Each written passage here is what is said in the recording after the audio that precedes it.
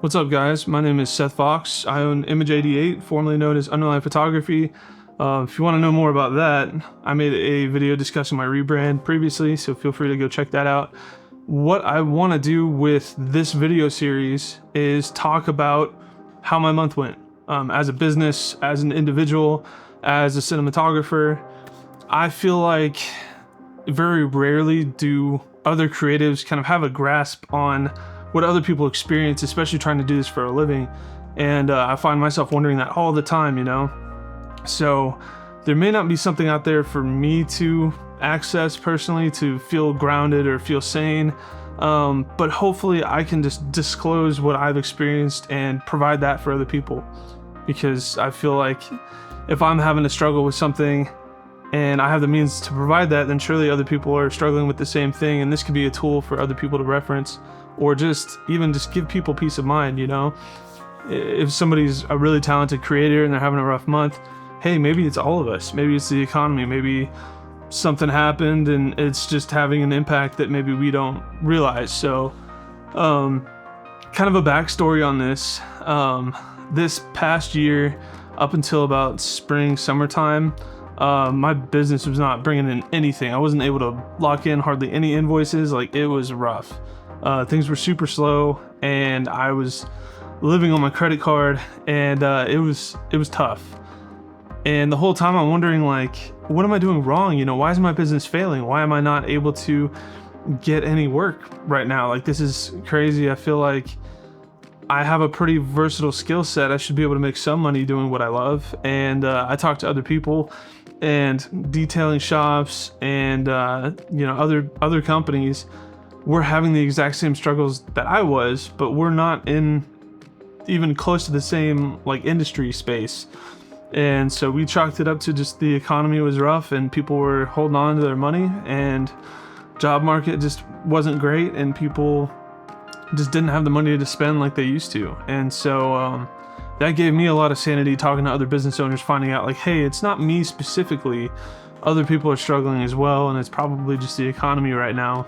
You know, something weird going on that maybe I don't know about, but at least it's not just me. And I want to kind of provide that for other content creators, videographers, cinematographers, you know, saying like, hey, this is what I was able to accomplish. Here are some things that I struggled with. Here are some things that I succeeded in. And this is the kind of work that I'm doing, things like that. I'm not going to disclose like official financial numbers just because I feel like that's not super appropriate. And also for, you know, potential clients and other things like that. Again, it's just not professional. But I will, if I mess something up, if I fail at something, you know, I will disclose that. I'll let you guys know. I think I've really only had 2 shoots so far in my career that I can chalk up to like a total loss. Like, I really screwed up. But we'll talk about those another time. So this episode isn't going to be November or October in review. I feel like to really establish this series, I've got to talk about my business up until this point, so you guys can understand kind of how my business has transformed, where I started and where I'm at. Maybe a lot of you guys have had a similar journey. Maybe you guys all think I'm crazy and I have no idea what I'm doing. I guess we'll find out in the comments section when you're done watching this. So kind of a brief-ish history lesson. I started my business in 2019. I bought my first camera in 2018. So I shot for a year just trying to learn everything I could. I was addicted. You know, I would go out and shoot every night and make every excuse to get out of the house that I could. And even when I was in the house, I had a business building PCs at the time. So I would take photos and video of me doing that and publish that stuff for my business. And I was hooked with the art of, videography and photography. And it's been so much fun, and I've learned so much. And so the end of 2018, I had 2 good friends approach me and say like, hey, we really want some of your photos. You know, I think it would be really cool if you shot our cars. So it was the very first time I ever made $1. It was actually $100. 2 of my friends paid me to shoot both of their cars at the same time separately, just so I wouldn't have to make 2 trips out, and they both wanted the same location, so it kind of just worked out. So I went out and I shot those 2 cars. I made $100 and it was super cool. I don't think it's work I would ever share today. It was all shot on a Canon Rebel SL2 with a 50mm f1.8. It's just not quality equipment. Back then though, I mean, it's cool to look back on, to see where I started and to see that people valued my work at that stage enough to pay me. So that was awesome. So moving into the beginning of 2019, I got really heavily into the drift scene. I had a lot of friends who competed at these local drift events with Full Lock Drift, and Mike Mansfield, the individual who owns that brand, I actually worked in the same shop with him when I was in the Air Force, so I kind of had an in on the media team. And I would go out there and I would shoot, and I would charge the drivers for the photos. I would make all this money, and then I would reinvest it into equipment. So my SL2 quickly became a 6D Mark II. And then I can't remember what I started shooting with. It was terrible. It was not a good camera to be shooting drift events with, but I eventually saved up for a Sigma Sports 70-200 f2.8 and used that for a long time. Throughout the entirety of 2019, I was very involved in drifting, and toward the end of 2019, I locked in my first ever retainer client. Miracle how this ever even happened, because I was just, personally at the time, I don't know if I could confidently say I was ready for that, but Exotic Motorsports of Oklahoma was my first ever retainer client, and they signed me on. I was processing inventory at $60 a car, like doing 50 to 70 photos for listing, and those were all shot raw, edited, delivered, and man, it was a struggle. I was excited at first because it's like, yeah, I'm getting regularly paid for my work, and these are figures that I haven't seen before in my business, so I was excited about it. And then June of 2020, I got a promotion where they kind of gave me a little bit more responsibility of doing the walk-around videos for the YouTube channel, and then also doing a little bit of back-end work with uploading the photos and then doing the listing descriptions in their software as well. So I was able to do 3 to 4 cars a day, and at this point, with the additional responsibilities, I was making $100 a car, which I mean, for all that work, I was kind of in a difficult crossroads, because it's like, no, I'm definitely worth a lot more than that.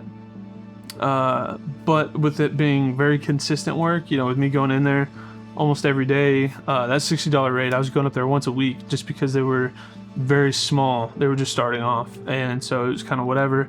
But eventually I got to the point where I was up there every day just about, processing inventory at $100 a car. So it was decent money, or so it felt like. Looking back, it was like, I don't think I ever made more than 35 grand a year from them, which is a nice supplement, but it's not enough to be working there. You know, like, would you be okay working a 9 to 5 making 35 grand a year? Like, no. But I was able to kind of transition into balancing with other work, and it ended up being okay. I ended up having some really good years, and it was definitely a good experience. Now I work with other companies like Opulent Motor Cars and Sotheby's Motorsport, and I'm able to charge significantly more. And I feel like because I did business with Exotic Motorsports, that really just gave me such a solid background and so much practice that I can confidently charge what I do now for listings and not feel bad about it, and be able to have the skill set to back it up. So that's cool. So moving on, 2019, I worked with them up until, I believe it was 22 or 23. It was 2023. In May of 2023, they decided that I was no longer a good fit for the business, and they hired some marketing guy from another GM dealership. I don't know, but they moved on to cell phone content. If this happens to you, don't take it personally. A lot of businesses have a bottom line to maintain, and if they're not able to justify paying you for quality work, then, you know, they're just trying to rework their margins, and I don't know if they're trying to make more money or trying to reallocate your cost elsewhere. But just it's a sign if a company does that to you, that you're no longer meant to work with them. And I'm not trying to throw shade at Exotic Motorsports, but like, there towards the last year, I was getting really tired of processing cars. It's the same thing, and I just got to the point where I didn't want to be there because they wouldn't give me a raise. instead of shooting RAWs, I shot JPEGs and just delivered them as is. Just because if I'm able to be a cinematographer and a filmmaker, and I can do these photo composites and just do this really high-end work, and they're okay with paying me for JPEGs, like, I just feel like I'm not being utilized for my skill set, and it's not a healthy relationship to have. You know, you should have a client that challenges you, that demands the best from you, that is not willing to take shortcuts just to save money. That's not the client you want. You want somebody who demands your best and who demands your creativity, your style, and that's what you should be compensated for, because otherwise, what's the point? You know, just hire a guy with an iPhone, essentially, if that's not what you want. And that's what they did. So I don't fault them for that. Anyways, moving on from Exotic. So 2023, we parted ways. Beginning of 2023, I had my second ever retainer client, and I'm not going to name names or really get into it, but I will say that the pay was decent for what I was doing, but the work environment was incredibly toxic, and the individuals that I did business with, I did not enjoy being around. It was a hard place to go to shoot at, and there wasn't any positivity. It was frustrating. They said that they didn't like my work, but wouldn't tell me what direction they wanted me to go in. So after having a back injury in April and still editing and delivering their projects, they refused to pay me. And as a retainer client, that's not how that works. So I told them that we would probably be best off splitting ways. So again, if a company tries to strong arm you into doing something that you feel like isn't fair or isn't right, then don't be afraid to let them go. You have every right to fire a client if things aren't being, you know, if the agreement's not being honored ethically, then don't feel bad about that. You know, I had to say goodbye to a lot of money, but it saved my sanity. You know, I was up until 1 or 2 a.m. editing videos almost every night, and for the pay, in my opinion, it wasn't worth it. So moving on into 2023, the second half of the year, I did a huge marketing push for a local roofing company, and that was super cool. I got to do a lot of really neat projects with them, and then things just kind of fell off.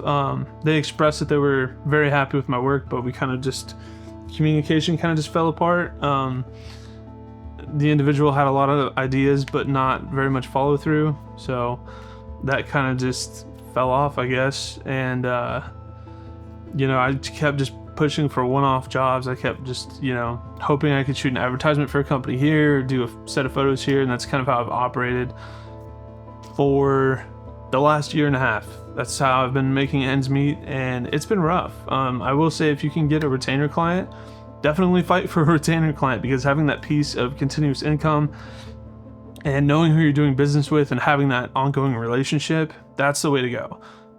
Feeling like you're a part of somebody else's family in terms of business is just a really rewarding feeling, and doing continued business with somebody that appreciates what you do is just like, in my opinion, take it at face value, but in my opinion, that is like the pinnacle of finding satisfaction in your work, having repeat business with somebody who values what you do.